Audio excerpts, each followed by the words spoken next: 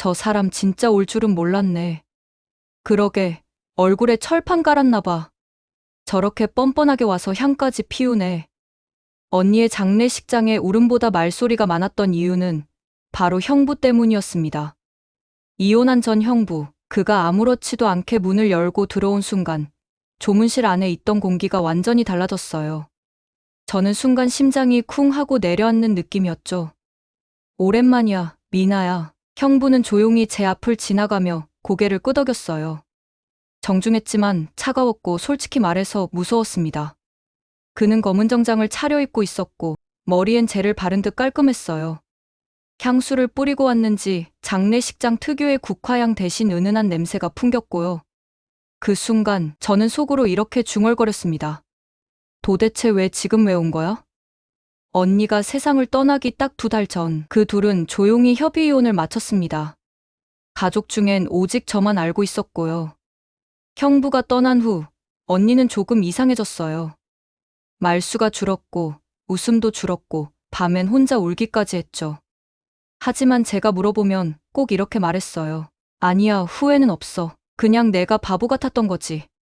그 말을 저는 그땐 잘 이해하지 못했어요. 장례식장에서 형부를 보는 사람들의 눈빛은 대놓고 차가웠습니다. 조문을 마친 일부 친척들은 아예 자리에서 일어나 조용히 빠져나가기도 했고 몇몇은 노골적으로 수군거리기까지 했어요. 처제랑 뭐 있었단 얘기 다 돌았잖아. 언니 생전에 둘이 어땠는지 다 아는데 저걸 왜 이제 와서 와? 그 말들이 들릴 때마다 저는 고개를 푹 숙였습니다. 다 알고 있다는 듯한 말들, 그리고 그 말들이 전부 다 거짓이라고 말할 수 없었던 저 자신이 너무 부끄러웠어요. 밤이 되자 조문객들이 대부분 돌아가고 가족들만 남게 됐어요. 그때 형부가 제게 다가왔습니다. 미나야, 잠깐 얘기할 수 있을까? 그 목소리 정말 오랜만이었습니다. 익숙한 듯 낯설고 따뜻한 듯 서늘했어요. 순간 모든 감정이 엉켜서 머릿속이 하얘졌습니다. 하지만 저는 피하지 않았어요. 고개를 끄덕이며 그를 따라 조문실 밖 복도로 걸어나갔습니다. 거긴 조용했습니다. 향냄새도 사람들의 시선도 없었죠. 그리고 그는 제게 말했어요. 이제는 말해야 할 것 같아. 너도 알아야 해. 저는 속으로만 외쳤습니다. 제발 말하지 마. 그 얘기는 꺼내지 마. 하지만 그는 멈추지 않았습니다. 내 언니, 죽기 전날 밤에 나를 불렀어. 그러더니 이렇게 말하더라. 이제 미나한테 말해. 나 다 알고 있었어. 미나, 미워하지 않아. 그 말을 듣는 순간 제 귀가 멍해졌습니다. 숨이 멎는 것 같았어요. 제발 그게 거짓말이길 바랐습니다. 언니가 뭐라고 했다고요?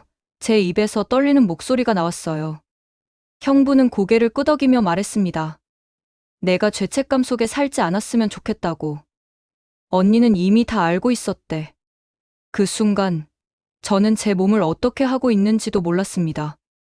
눈물이 흐르는데 그게 슬퍼서인지 부끄러워서인지 무서워서인지조차 알 수 없었어요. 그리고 그가 마지막으로 말했죠. 그래서 오늘 온 거야. 언니가 마지막으로 널 부탁했거든. 미안해, 미나야. 형부의 그 말에 저는 아무 대답도 할 수 없었습니다. 입은 열리지 않았고 눈물만 계속 뺨을 타고 흘렀습니다. 형부는 그런 저를 멀뚱히 바라보다 벽 쪽을 보고 조용히 말했어요.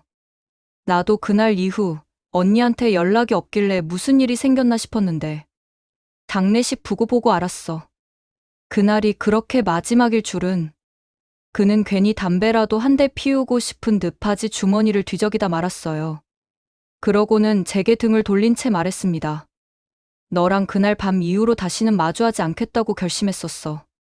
근데 언니가 너한텐 말하라고 하더라. 그럼에도 불구하고 널 지켜보라고 그 말이 계속 귀에서 안 떠나서. 저는 손에 쥐고 있던 조문용 흰 장갑을 꽉 쥐었어요. 그의 말이 가슴을 찌르듯 아팠고 동시에 머리는 복잡하게 어지러웠죠. 다들 그랬습니다.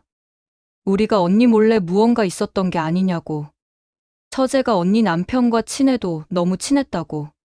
시댁 어르신들부터 사촌들까지 다들 수군거렸습니다.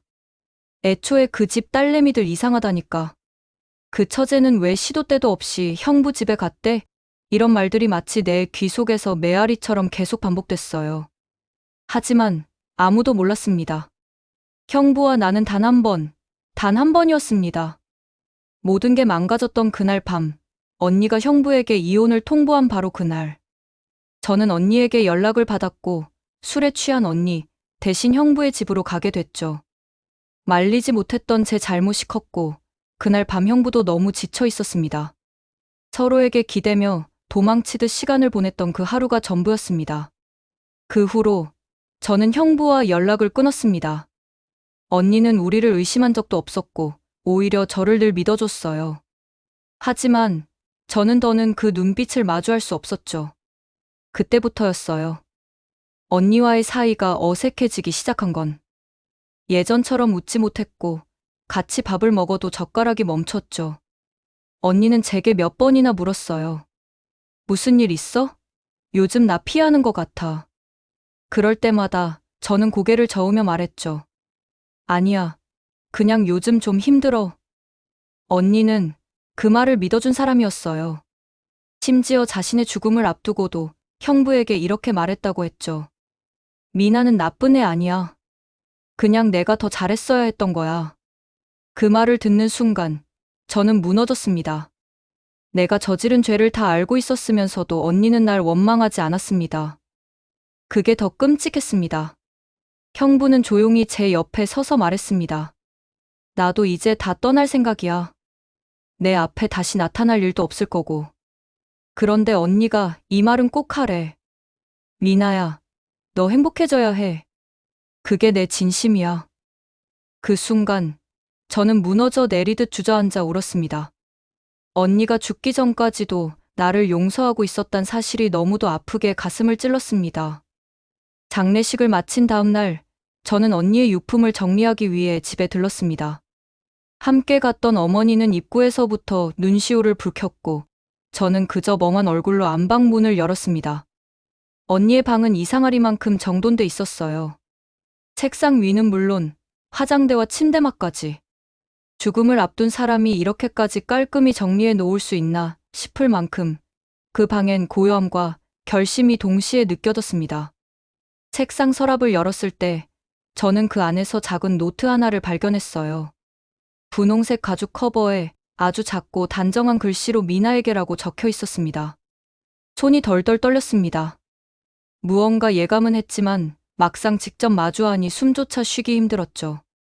조심스럽게 노트를 펼치자 첫 장에 언니의 글씨가 단정하게 적혀 있었습니다.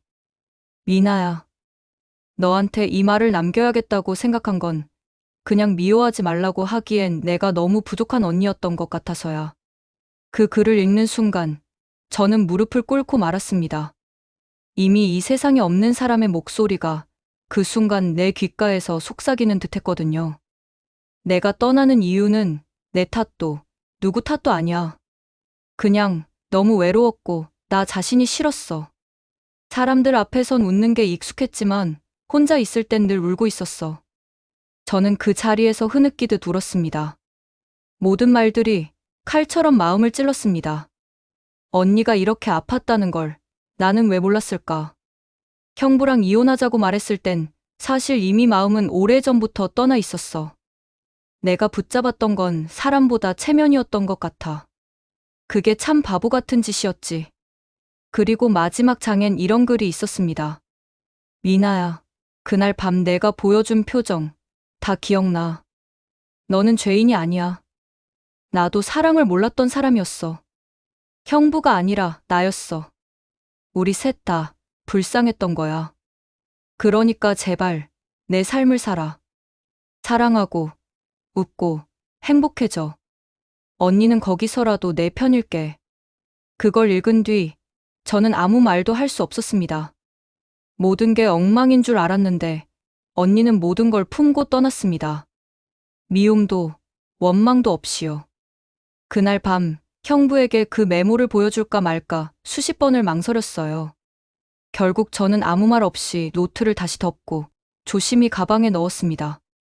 그건 나만 알고 싶은 말이었고 나만이 울 수 있는 자리였으니까요. 언니가 떠난 방은 그렇게 다시 조용해졌습니다. 햇살 한 줄기가 창문 사이로 들어와 이불 위에 내려앉았고 그 빛마저 언니의 미소처럼 느껴졌습니다. 그날 저는 처음으로 이렇게 중얼거렸어요. 언니, 나 살아볼게. 살아볼게.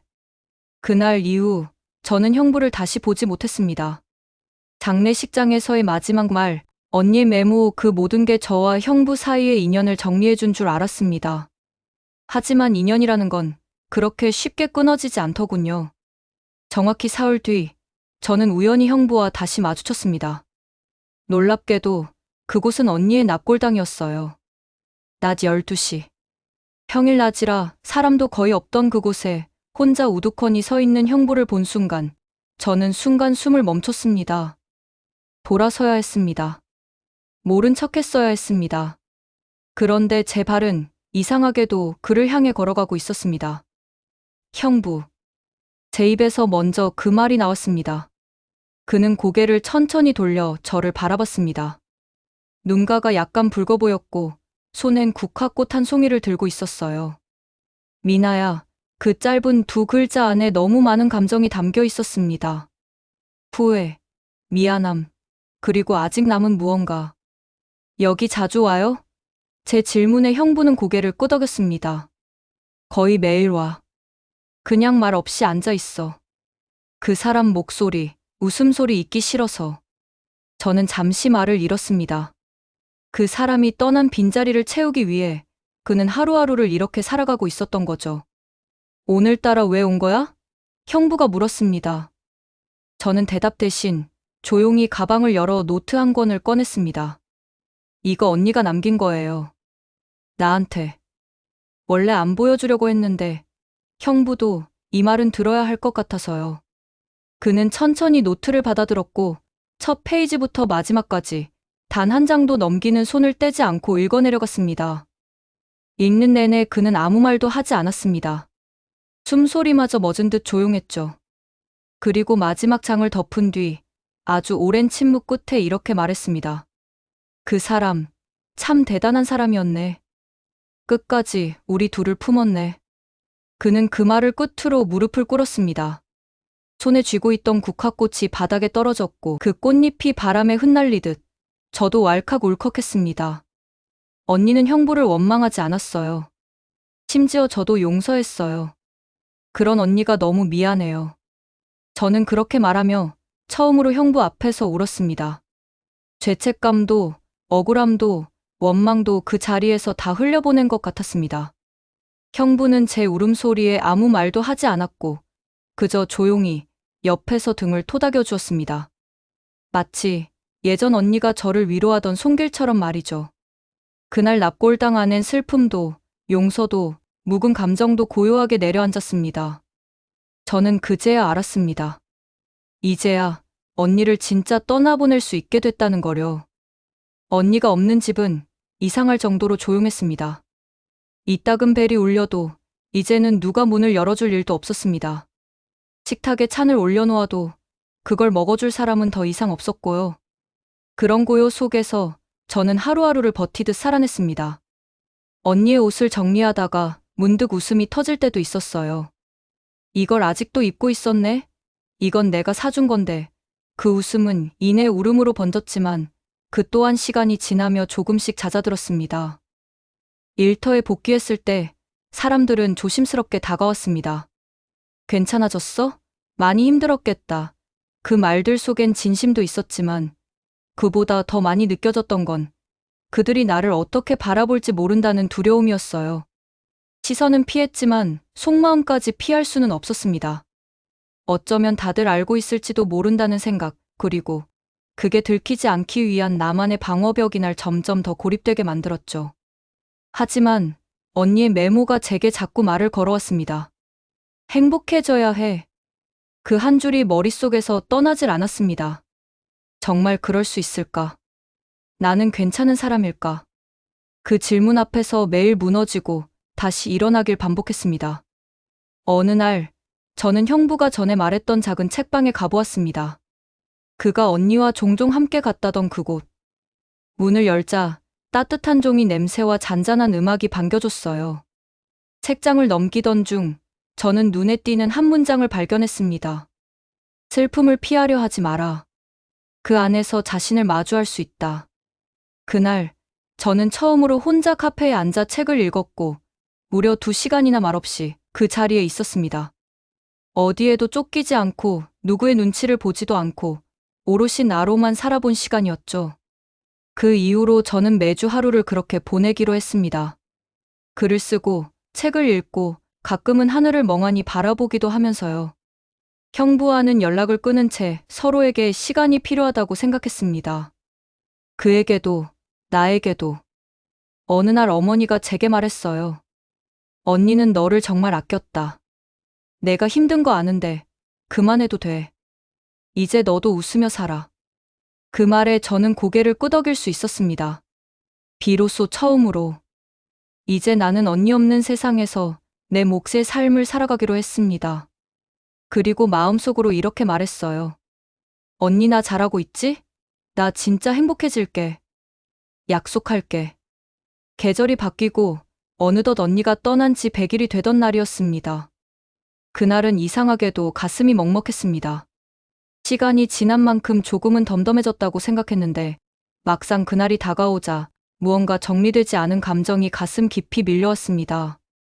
저는 그날도 언니의 납골당을 찾았습니다. 조용히 인사를 드리고 돌아서려는 순간 누군가 천천히 다가왔습니다. 형부였습니다. 그도 제가 올 걸 알고 있었는지 말없이 고개를 숙이며 옆에 섰습니다. 둘 다 아무 말 없이 한참을 그렇게 서 있었습니다. 그리고 형부가 먼저 입을 열었습니다. 미나야, 오늘은 내가 꼭 얘기해야겠어. 그날의 진실을. 저는 조용히 고개를 돌려 형부를 바라봤습니다. 무슨 말이에요? 장례식 날 내가 무슨 말을 했는지 기억나? 저는 고개를 끄덕였습니다. 내가 언니를 지치게 했다고, 나 때문이라고 말했어요. 그는 고개를 숙이며 깊은 한숨을 내쉬었습니다. 그건 사실이 아니야. 내가 너한테 그런 말을 한 건 그냥 도망치고 싶어서였어. 도망이요? 그는 잠시 침묵하더니 조용히 고백했습니다. 너랑 언니가 싸운 날 밤, 언니는 나한테 미나를 좀 안아달라고 했어. 그게 무슨 뜻이었는지 난 한참을 몰랐어. 저는 숨을 멈췄습니다. 그날 밤, 언니는 제게 다 미나 때문은 아니야라고 말했었습니다. 그 말 속엔 다른 의미가 숨어 있었던 걸까요? 형부는 말을 이었습니다. 언니는 너를 미워한 게 아니야. 오히려 내가 나에게 마음을 줬다는 걸 알고 있었어. 그걸 느끼면서도 아무 말도 안 하더라. 왜요? 왜 아무 말도 안 했어요? 내가 행복했으면 했던 거야. 자긴 이미 마음이 죽어 있었거든. 그 순간, 저는 눈물이 났습니다. 언니는 모든 걸 알고 있었으면서도 아무 말도 하지 않고 우리를 이해하려 했던 겁니다. 그럼 형부는 왜 저한테 그런 말을 했어요? 왜 날 죄인으로 만들었어요? 그는 조용히 대답했습니다. 내가 더 큰 죄인이니까. 너한테 책임을 떠넘기면 그래야 내가 숨 쉴 수 있을 것 같았어. 하지만 그건 아니었지. 형부는 고개를 들며 말했습니다. 이제야 고백할 수 있어서 다행이야. 그리고 미나야. 그는 눈을 감으며 마지막으로 말했습니다. 언니가 없다고 해서 우리가 서로를 붙잡을 수는 없어. 나도 내 죄를 안고 살게. 넌 제발 너답게 살아. 그 말에 저는 고개를 끄덕일 수밖에 없었습니다. 그래요. 우리는 모두 어긋난 감정 속에서 누군가를 사랑했고 상처를 줬고 또 용서를 원했습니다. 형부와 저는 그날 납골당에서 마지막 인사를 나누고 다시는 만나지 않았습니다. 하지만 이상하게도 그 마지막 인사가 지금까지 받았던 어떤 위로보다 더 따뜻하게 남아 있었습니다. 그 이후로 저는 언니의 목소리를 더 자주 떠올릴 수 있게 됐습니다. 슬픔을 피하지 않고 사랑을 억지로 지우지 않고 있는 그대로 인정하면서 살아가기로 했습니다. 그래서 저는 오늘도 언니의 사진을 보며 이렇게 말합니다. 언니, 나 괜찮아. 이젠 진짜 괜찮아.